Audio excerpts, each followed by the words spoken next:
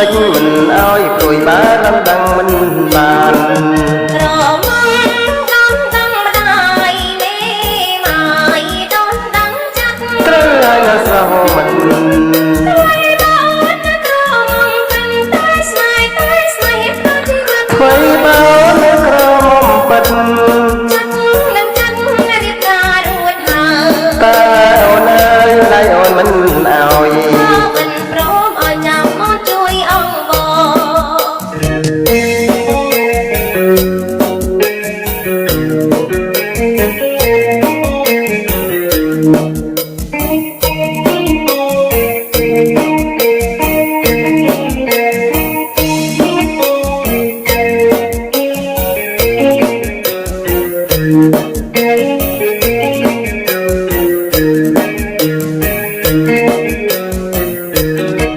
បងធ្វើ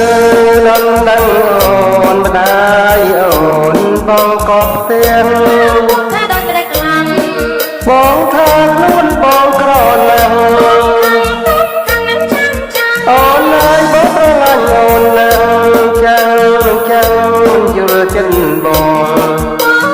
ហើយសមបងទុំព្រួយដេចមិនអោយព្រួយបារំដឹងមិនបានក្រមុំ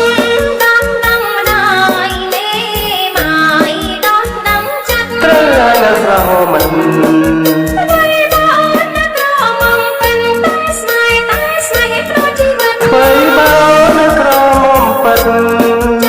នឹងចាត់រៀបការរួចហើយតើអូនអើយដៃបងមិនអោយ